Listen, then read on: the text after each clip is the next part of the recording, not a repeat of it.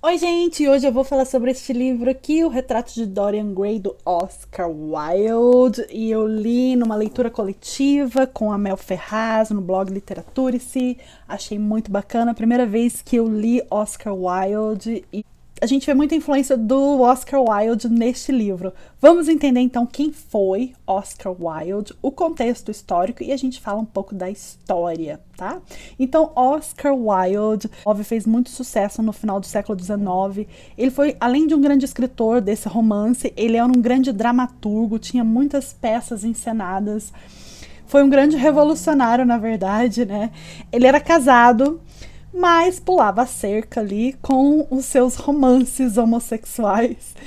O pai desse amante dele, o Marquês de Queensberry, um dia estava lá num clube, mandou um cartãozinho de visita pro Oscar Wilde, dizendo assim, olha, você é um sodomita, né? Eu não lembro exatamente as palavras, tá, gente? Mas tinha essa palavra sodomita, que sodomita é homossexual. Então o Oscar Wilde, ele na verdade, falou assim, que está me difamando, né? E começou a processar o Marquês, mas isso foi um grande, grande erro do Oscar Wilde, porque esse Marquês contratou detetives para o Oscar Wilde e foi super fácil descobrir todos os podres ali do Oscar. E, gente, o feitiço virou contra o feiticeiro, sabe aquele ditado? Então o julgamento acabou virando contra o Oscar Wilde, né? Tanto que os advogados ali do Marquês usou muito das coisas que estavam no livro do Retrato de Dorian Gray para acusar o Oscar Wilde. Por quê? Nessa época, a homossexualidade se encaixava como uma prática indecente. Então, assim, não era uma coisa que a pessoa nascia homossexual. Ela era uma conduta homossexual. Então, essa conduta, ela era considerada uma prática indecente. E essa lei de 1888, ela era uma lei para proteger as mulheres, na verdade, sabe? E acabou que ela era muito vaga e isso acabou condenando o Oscar Wilde a 2 anos de prisão, de trabalhos forçados. Então ele foi obrigado a fazer trabalhos forçados. Ele estava no auge da sua carreira e aquilo acabou com a carreira do Oscar Wilde. Ele teve que fugir, foi viver na Suíça e acabou morrendo em Paris aos 46 anos de idade. 46 anos de idade, gente. Né? Vítima de uma meningite, também com consequências da sífilis, pobre, abandonado, né? Mas assim, o interessante é que assim, o túmulo de Oscar Wilde hoje em Paris tem um grande monumento e as pessoas, em agradecimento a Oscar Wilde, começam a deixar beijos no túmulo do Oscar Wilde. E nesse túmulo, como é mármore, né, as pessoas começaram a beijar muito com batom, acabou que estava prejudicando o mármore. Eles colocaram uma redoma ao redor do mármore. E coisas interessantes que a gente vê muito presente no livro. O Oscar Wilde, ele era um grande seguidor do esteticismo, porque ele estudou em Oxford. Ele era irlandês, mas grande parte da sua vida ele viveu na Inglaterra. Então ele estudou em Oxford e teve grande influência do seu professor, que era o Walter Pater, que foi um grande difundidor do esteticismo. O que era o esteticismo? O esteticismo, ele queria assim, ele contemplava a arte pela arte. Então ele contemplava mais assim, a beleza é mais importante que a racionalidade, né? A superficialidade é mais importante que a profundidade. Então a arte proporciona prazer. Ela não foi feita para transmitir conceitos morais, conceitos sentimentais. Não, a arte é arte, né? Então não é a arte imita a vida imita a arte, vamos dizer assim. O Oscar Wilde também, ele era um dandy, ele era grande adepto do dandismo. O que era o dandismo? O dandismo era um movimento, assim, não um movimento, era uma tendência dos homens se vestirem muito bem. Então os homens se vestiam belamente, muito sofisticadamente. A questão da roupa era muito importante, né? E você, sim, seria o cavaleiro perfeito e você viria viver uma vida intensamente. Não, viva a vida intensamente. Isso era o dandismo. O Oscar também, ele era filho de protestantes mas flertava muito com o catolicismo. Ele gostava muito do catolicismo por todo o seu ritual, por toda a sua beleza, né? Coisas da missa, dos santos, né? E tanto que no fim da vida ele recebeu a extrema unção de um padre, ele recebeu um padre na sua extrema unção. E a gente vê essa coisa do catolicismo presente também no livro do Dorian Gray, porque o Dorian Gray, em uma certa parte lá, ele acha lindo, ele tem essa influência do catolicismo, né? Então tá presente também no livro. A questão da homossexualidade está presente no livro. Então vamos entender aí o que é o livro. Esse livro que eu li, ó, aqui, ó, é a versão da Biblioteca Azul, então uma versão original, tá? Essa versão do que o autor lá escreveu, datilografou e colocou tudo aqui. Então, era como se fosse isso hoje, que tá esse livro aqui, diretamente das mãos de Oscar Wilde. Porque muitas versões de que a gente tem hoje é uma versão censurada. A versão censurada, ela foi publicada na revista Lipcott's.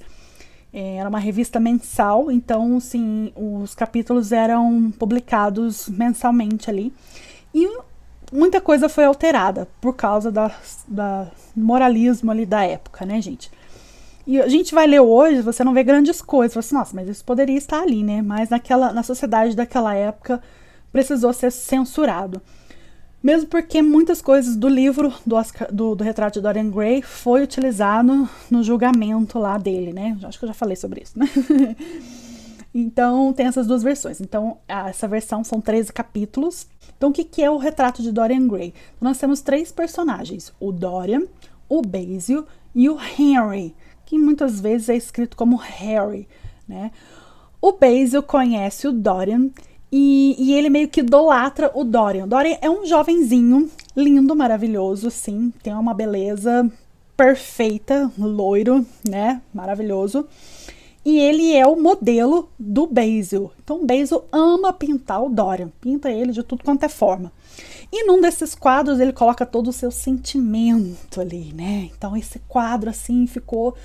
Uau! Aquele sentimento de amor que ele tinha pelo Dorian, ele colocou naquele quadro.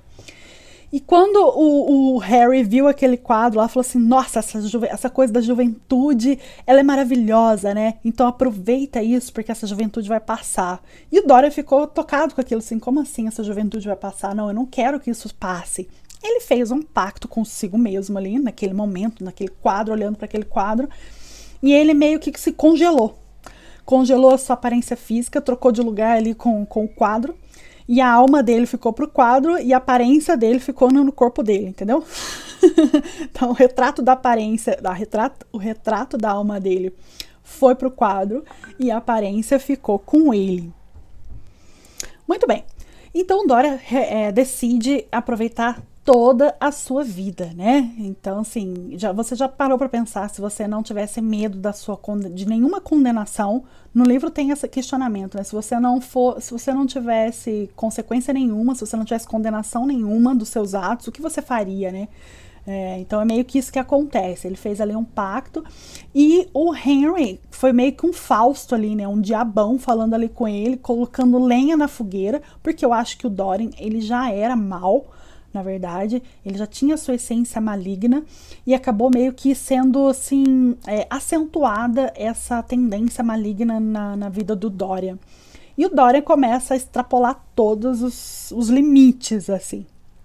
Ele se apaixona por uma atriz, a Sybil Vane, que ele encontra num teatro de baixa categoria, mas ela era uma atriz maravilhosa, ela interpretava muitos personagens de Shakespeare. E um dos personagens que ele gostava muito é quando um dos personagens se transvestia de homem, né? Isso é bem específico ali no livro. E ele se atrai muito por isso também. E ele decide casar com a Sybil Vane e tal. E queria que os seus amigos conhecessem a Sybil Vane. No dia que ele vai apresentar a Sybil Vane lá para os seus amigos, a Sybil Vane atua completamente, assim, mal mesmo. Nesse dia que a Sybil Vane atua desse jeito, o Dorian pergunta para ela, por que você atuou desse jeito, né? E ela falou assim, porque o amor que eu sinto por você é muito maior do que toda essa arte. Eu entendi assim que essas mulheres, tudo que elas falam, eu não preciso mais da fala delas, porque eu encontrei o meu amor em você, né? E aí o Dorian, num estalar de dedos, para de amar a Sybil. Essa é uma das influências do esteticismo, né? Da beleza. O Dorian ficou apaixonado pela beleza, não ficou apaixonado pela pessoa da Sybil. E então a Sybil acaba tomando uma atitude aí. Não vou dar spoiler. Então Dorian meio que abandona a Sybil e vai aproveitar a vida. E nesse aproveitar a vida aí, ele acaba se tornando uma pessoa horrorosa, fazendo coisas horrendas, assim. O livro não se fala muito, até que seria bom ter um fanfic ali.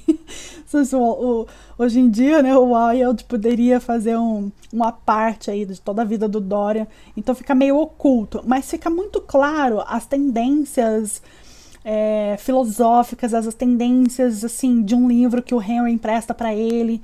Então isso fica muito presente no livro, né? Tanto que um dia o Dorian Gray vai viajar com o Harry para Trouville, e Trouville era um lugar onde os homossexuais iam, que eles poderiam estar livres para o seu relacionamento, viver os seus relacionamentos lá, né? E no livro fica meio implícito assim, ele ficou lá um tempão morando com o Harry lá, e pela imaginação do leitor, o leitor que se imagina aí o que aconteceu com o Harry e o Dorian, né? Mas o Dorian, no final, acaba se tornando uma pessoa, assim, intragável. Muita gente começava a evitar ele nas festas, depois de muitos anos de excessos, assim. O único que permaneceu com ele foi o Henry. E essas atitudes do Dorian acabam levando ele a uma grande tragédia da sua vida, né? Então, tanto que nessa parte dessa tragédia aí, você fica com muita raiva do Dorian. É muito interessante essas inversões que o esteticismo propõe, né? Porque a gente tem uma fascinação pelo Dorian, pela beleza dele, a gente espera uma atitude maravilhosa dele, e na verdade ele tem atitudes completamente contrárias, completamente frias, assim, chegando a quase uma psicose. E o quadro é o que mostra para ele o tempo todo, olha, você está assim, desse jeito, né? Não se engane. Então ele tem lapsos de memória, ele tem lapsos de consciência, mas eu acho que ele nem quer mudar, se transformar, sabe? Ele sabe que ele tá fazendo aquilo, mas ele não se transforma.